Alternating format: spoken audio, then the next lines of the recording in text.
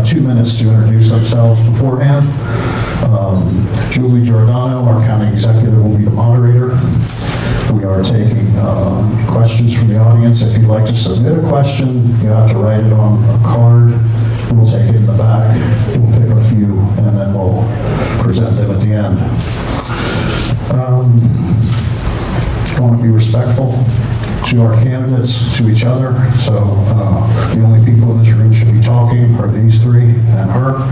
Keep your conversations down, and we had some outbursts last time, so please let's not do that. I think that's about it. I appreciate y'all coming. Delmarva Conservative Movement is the group that we belong to. We are nonpartisan. We are just a group of people that have like-minded ideas, and we just like to get out there in the community and do things to help, promote good government and good candidates. So, with that said, let's have at it. Thank you.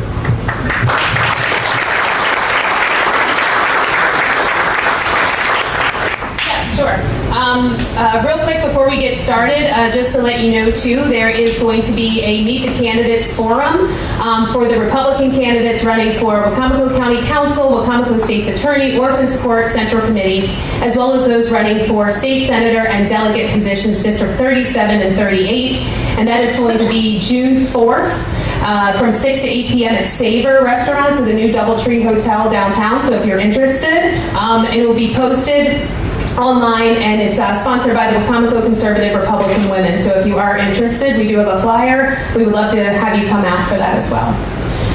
All right, gentlemen and lady, thank you for coming. We're really excited to have you all here. And I am just beyond honored to be able to moderate this evening. One thing that Dave did forget is, again, you have 3 minutes to answer each question. Jana's going to be over here. We have a very full room, so look for the purple folder when she waves it, and you will know that you have about 30 seconds left, so you may want to start wrapping it up. So I will let you know, or she will let you know when your time is up. So we want to keep it moving. So, all right, we're going to go ahead and get started. So we are going to do the introductions. So they are going to introduce themselves to you and tell you why they're running for sheriff. And we are going to start with our current sheriff. Now we have learning for here. Go ahead. Yes, we're going to go down the line. Don't mess me up. We got to go. Good evening. I'm Mike Lewis. I'm the sheriff here in Wacomico County. Been the sheriff for the last 20 years. Prior to that, I served 22 years with the Maryland State Police and in law enforcement 42 years. The last 20 years have been executive leadership law enforcement here in Wacomico County. As most of you know, when I decided to run for sheriff in Wacomico County, I had an enormous amount of influence asking me to run. I had no desire to run for sheriff. Loved being a trooper. Loved working the highways every single day doing what I felt that I did best. And that's being in the trenches with the men and women doing the job. But there came a time when the incumbent sheriff decided he'd had enough, and I was asked by multiple leaders here in Wacomico County to run for sheriff. I was one of 7 who ran. Ultimately, I won my primary and then won the general election. To serve as your sheriff here in Wacomico County has been an honor of my lifetime, an absolute honor of my lifetime. I have enjoyed it immensely. It has been an emotional roller coaster, to say the least, but together with the men and women, I think we have battled some very serious crime here in Wacomico County. Consequently, I made a comment 4 years ago when I won a 5th term as sheriff in the county. It would be my 5th and final term. But 2 years ago, it would be an announcement by our daughter that she was pregnant with our first grandchild. That was a large factor in my changing my mind to run again for re-election. It was also the men and women throughout the county that constantly approached me at breakfast, lunch, and dinner and said, Sheriff, please run again. Don't give up on us. We need you here in this county. We need your leadership. We need your passion for the subjects that mean so much to us, and we want you to run again. That's why I'm asking for your support to run for a 6th term as sheriff in Wacomico County. Thank you, Sheriff. And we will now hear from Scott Hamilton. Good evening. For those of you that don't know me, I'm Scott Hamilton. As a person who served and supported our Constitution of the United States, both in law enforcement and as a combat veteran, I'm running as a Republican candidate supporting conservative values and your freedoms. I spent 21 years inside the sheriff's office, and at the same time, I did over 2 decades in the United States military. First as a Marine in the enlisted ranks, and later as an officer in the Army National Guard. But before the titles and uniforms, I was just a kid who was raised on a chicken farm in Sussex County, not far from here. I learned the value of hard work, respect, honor, and supporting your neighbors. A few months after graduating high school, I was standing on the yellow footprints of Parris Island for Marine Corps boot camp, because from an early age, I knew that I wanted to serve. Now my family is rooted in service. My wife, who has stood beside me for the last 22 years, is also committed to public service and law enforcement. And our son is going to graduate from the Citadel, the Military College of South Carolina, in just a few months and pursue a commission in the United States Coast Guard. Like many families in this county, we balance child care while working on shift work, deployments while working holidays, long nights, and sacrifices that come from public service. My experience in law enforcement and in the military, as a 3-term FOP president and as a small business owner, I can tell you that leadership comes and is for the people. It's about being present. It's about listening. It's about supporting the people doing the job every day, and knowing that the leadership stands with them. I believe that the citizens of Wycomico County deserve leadership of those qualities and leadership focused on the future. Quite simply, I believe that the people of this county are ready for an option, and that's why I'm running. I'm honored to give you that choice for the first time in 20 years. And if elected, my priorities will be simple. Focus on crime in our county, be open and transparent, and when possible, provide transparency and leadership that translates into better service from your deputies. I'm honored to be here tonight, and thank you.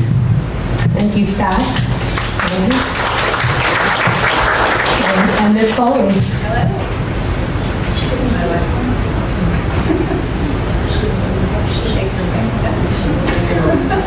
Oh, you're done. Sorry.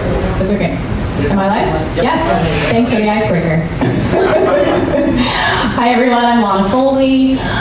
Some of you may know me. Some of you may have no idea who I am. So thank you to Delmarva Conservative Movement for inviting me tonight. I know it is an honor to be here. I want to thank everybody that came out. I know some of you have graduating grandchildren, children. This is a big night for so many, and anybody that's watching, congratulations. I also want to thank you both for your service to our county and to our country.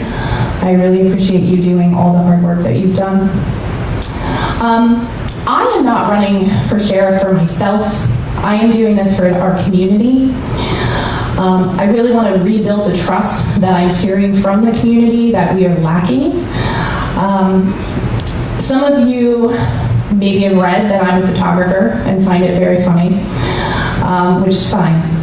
I love photography because what it does is it allows me to watch, it allows me to listen, and it allows me to encourage strength between families, weddings. I'm a guider, I'm a listener, and I want to do that in the county. I don't want it to be about me. I want it to be about the people that are in the sheriff's office. I want it to be about the community. I am a mom, and my child is in public school. When she started public school, I became a substitute teacher because I wanted to see what was happening in our schools, and I'm concerned. And so it's one of the reasons why I'm running. We have a trust issue. We have children that feel disconnected, and I really want to try to figure out how to lead us back. All right, thank you. Yes, I was going to say, please, can we give a round of applause? I will tell you there, I've been up there, and I'm pretty sure I'll be up there in the fall. So again, thank you for being so respectful, and we are going to go ahead and get started. So again, as Dave said, this is going to be round robin. Each candidate is going to be read a question, and they will all answer that same question. And then we have one question that is tailored specifically for that candidate. So we are going to start with Sheriff Mike Lewis. Sheriff, leadership in law enforcement requires setting a clear vision, making difficult decisions under pressure, and earning the trust of both your team and the community. How would you define your leadership style, and can you provide a specific example of a time you led people through a challenging situation, and what was the outcome? I think everybody who knows me knows that I lead from the front. I've always led from the front because I want this community to know that I care. I'm often found at the scenes of shootings, homicides, and fatal motor vehicle collisions, not because I don't have competent people that can handle that in my absence, but I just want to make sure we deliver that horrible news to a loved one, to a family member, that is delivered with compassion, empathy, and I want people to understand that we at the Wycomico County Sheriff's Office have a very difficult and challenging job to do. But I want our community to know this, first and foremost. We've had many challenging situations during my years as sheriff. As you well know, my first term, we had the kidnapping and murder of Sarah Foxwell. I didn't go home. My family didn't go home. We didn't celebrate Christmas. We spent that entire time in the command center here in Wycomico County with our deputies. And the deputies, much like myself, gave up their Christmas. They gave up their family time. Deputies came out on their own time to work that investigation. While I was not a criminal investigator assigned to that investigation, I was the face of that national case. I was the face of that case. I guided our entire agency through that crisis, and it was a crisis. But I also had the experience to muster the resources needed to bring that case to a successful conclusion. Number one, we had the FBI down here flying over this county in an aircraft with very sensitive equipment that could pinpoint with superior accuracy where the cell phones of the suspect, especially the one suspect was, in the hours leading up to her kidnapping and the hours following her kidnapping. The shooting of Deputy Tom Funk, one of our TFOs assigned to the U.S. Marshal Service. The homicide of Deputy Corporal Glenn Hilliard just 4 years ago. We all know that there have been many, many incidents. The Alice Davis murder down in Allen. The Salisbury University shooting off Only Road resulted in 2 dead, 3 shot. There have been many, many cases where I've had to guide this agency through very, very challenging times. And I certainly feel that the men and women of the Wycomico County Sheriff's Office have risen to that occasion under my leadership and under my guidance. But organizing and bringing to bear the full weight of law enforcement agencies across this country because of the relationships that I have successfully developed over the last 42 years in law enforcement. There's not a single person I can call at this local level, state level, or federal level that would not respond to our need at a time of crisis. All right. Thank you, Sheriff. Mr. Hamilton, same question. As a police officer and military aviator, I was trained to be prepared for emergencies and remain calm and control under pressure. I believe leadership includes serving the people beside you and the community you swore to protect. My leadership style reflects that training and that principle. Calm, decisive, team-oriented, and rooted in servant leadership. However, understanding that there are several types of leadership and that everyone around you brings additional skills and qualifications, I know to rely on a team when it's needed to formulate a plan. That's because strong leaders are visible during difficult situations, communicate clearly, and empower the people around them to do the job effectively. As far as a specific example of a challenging situation, I can tell you that from someone who spent over 2 decades in law enforcement and 2 decades in the military and served in combat, so many moments stand out. But I want to talk about just one. One night while serving as a late shift duty officer, we received a call for an elderly man who had wandered away from his home, suffering from Alzheimer's during cold conditions and bad weather. I immediately responded to the scene and established a mobile command post where I coordinated deputies, firefighters, civilian volunteers, and the Maryland State Police helicopter. The incident lasted several hours, and at one point, a lieutenant arrived on scene. After seeing the operation under control, he chose to remain on scene in a support role and let me remain in command, even though he outranked me. I made the decisions necessary to allocate resources, air assets, and ground personnel, running out of time to find this man I called in the next shift early, which gave us the needed manpower to conduct a formal search operation.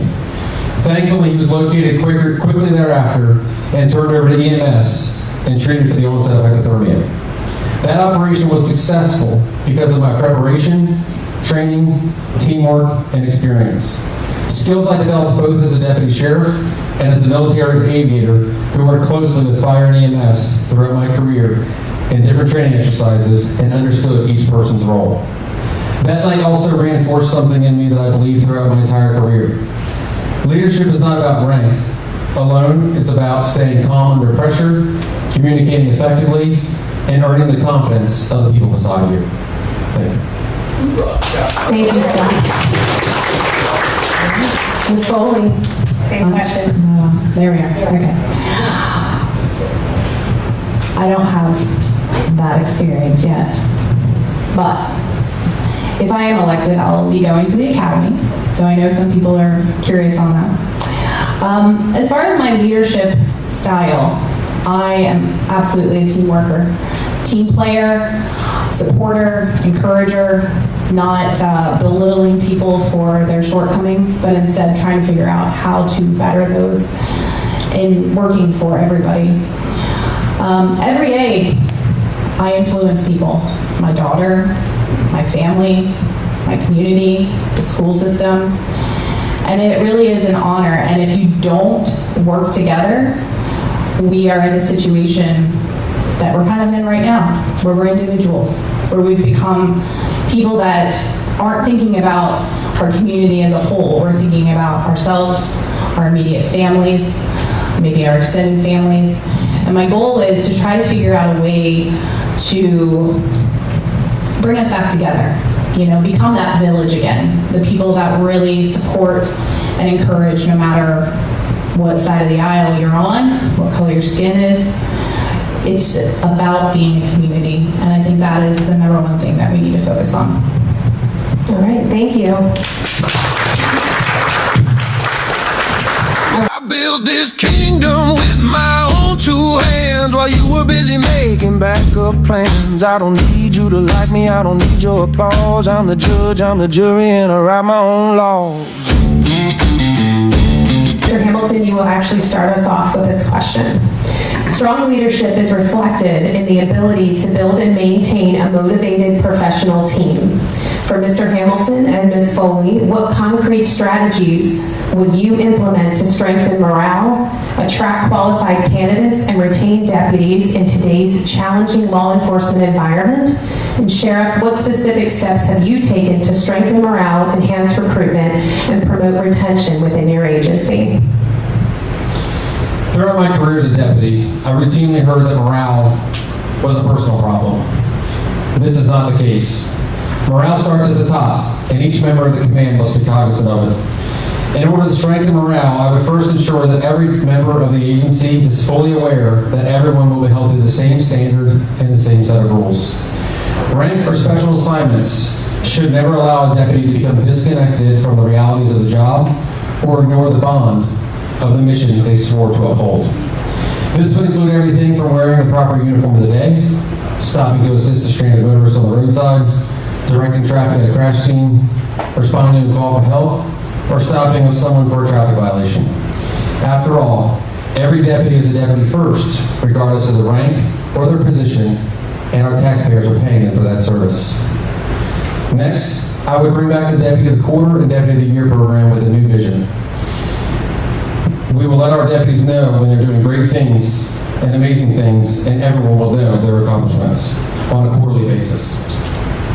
Also, another thing I won't ignore is the great team of civilian employees. Without them, our organization would fail. I would incorporate them into the quarterly recognition program, and they too will be front and center with the deputies. Letting our employees know that they are appreciated through this program will bring back pride, motivation, and restore teamwork. But it won't stop there. Motivated and proud employees are our first line of recruiters. I will create a new recruitment team comprised of our best deputies under the rank of sergeant, who will serve in that capacity as a collateral duty. After all, they're the backbone of the agency, they're the ones doing the work, and they know what kind of person they want when the time is needed. They will have the influence on how to attract new applicants with an emphasis on recruiting from all demographics and genders, because I believe that our rank and file should be made up from the people whom we serve. This team would travel areas within our region and beyond to attend recruiting events and use the latest technology to seek out talented individuals to work here. This restored mindset and new vision will demonstrate how much our employees are valued and respected. It is proven people stay where they feel valued, supported, are treated fairly, and that culture starts with leadership. Thank you. Ms. Bowman? Okay. All right, concrete strategies. So in my mind, you can't have concrete strategies without talking to the people that they affect. So my goal would be to talk to every single person in the sheriff's office and make sure that they're happy, find out what they feel they are missing, find out what makes them not want to be there, since we have a retention problem. I think that they obviously are the most important people in the sheriff's office, not me. So we need to listen. We need to find out what needs to be changed, what needs to stay, and then go from there. All right, thank you. Sheriff Lewis. Every morning within the Wycomico County Sheriff's Office, Monday through Friday, we have a executive level staff meeting. That includes individuals from every division, every unit within our agency. We come together to make sure every call that came into within our office in the last 24 hours was handled properly, coded properly, and proper follows being done by different divisions. We also talk about every division and the individuals within that division, any hardships they might be experiencing, any marital issues, any financial issues, any health issues, what we can do to better help them, and where we need to reassign resources to get the job done. Let me be clear that retention is no longer an issue within our agency. We've had a number of deputies who have left for higher paying jobs, only to return to the Wycomico County Sheriff's Office within months. Deputy Adrian Cropper left us to United States Secret Service, now processing to come back in with the Wycomico County Sheriff's Office. Deputy Jack Lowe left for Charleston, South Carolina, less than 6 months ago. He's now back with the Wycomico County Sheriff's Office. And another deputy who left for the Maryland State Police, only served a few months with the Maryland State Police, wanted her job back with the Wycomico County Sheriff's Office. I have repeatedly traveled to Annapolis to testify before our General Assembly on legislation that would have adversely affected our deputies' morale, our retention of our deputies, and our recruitment. We have to do that every single legislative session because our men and women have been demoralized by the current General Assembly. Our state-of-the-art technology that is currently being deployed throughout the agency to include brand new SUVs equipped with radar units, stop sticks, forward-looking infrared, lasers, rifle racks, mobile data terminals, Exxon body-worn cameras. None of this we had when I took over as sheriff 20 years ago. We're the first agency in the entire county with body-worn cameras, and we recently spent another $1.2 million in Exxon technology, the first in the state of Maryland to do so with this acquisition of artificial intelligence. That includes report one writing, translation, redaction technology. These are things we use every single day to improve morale, to improve technology, and to make sure our men and women have the proper tools to do their job every single day to better serve our community here in Wycomico County. And I'm very proud of that. Thank you, Sheriff. Ms. Foley is going to be our first speaker. A sheriff's accessibility to deputies, staff, and the public can shape the culture of the entire department and the relationships with members of the community at large. For the new candidates, how would you create an open-door culture while still acknowledging and respecting the experience already within the department? And for the longtime leader, how do you prevent the office from being insulated over time? Thank you. So, from what I understand, our sheriff's office has a lot of doors. A lot of doors that deputies don't have access to, and potentially people they don't have access to when they need them right away. When Sheriff Nelms was sheriff, He had a very open door policy, and I would like to bring that back. I think it's important that we work together, as you know by now. I think it's important that we work on resolving things, and when people do something wrong, we encourage them to do better and not lose the legacy of their work that they've already provided. I also think I know we're involved in the community, but we're not involved at the same level that we used to be. I want more involvement in the community. I want more involvement in the schools. I want a school resource officer at every school, all the time. And not just for safety, but for kids to really see a great example. Some kids don't have that. My child's lucky, she does, but a lot of kids don't. And I think it's important that we take that back, and it potentially also encourages them to have a vision of a future in the same role. And so I think that's what I'd like to do. All right, thank you. Sheriff? I've always had an open door policy at the Wycomico County Sheriff's Office. That will never change. I've never refused to meet with anyone about any issue. There has been an occasion or two where I was briefed on a personnel issue by my command staff, and I told them there was little chance that I would change my mind, and there was no need to revisit this issue because it was for the betterment of our agency. Every sheriff or chief reserves the right to do just that. I love the men and women within my office. I welcome the opportunity for them to come into my office, sit down with me in a chair, on a sofa, and talk about any issue. Whether we do it in my office, back in the wash bay when I'm washing my vehicle, talking with them side by side, or whether it's in the kitchen when we're having lunch or dinner. I thoroughly enjoy that, and I welcome the opportunity to continue doing that. I'm not going to turn anybody away. I've always had an open door policy. And by the way, that goes for our professional cleaning crew that often comes into my office to talk about issues other than cleaning. And this is right down to the man who cleans our building, to my senior commanders, to any deputy working the street. I treasure those opportunities to meet with my men and women one-on-one, and I always have. All right, thank you, Sheriff.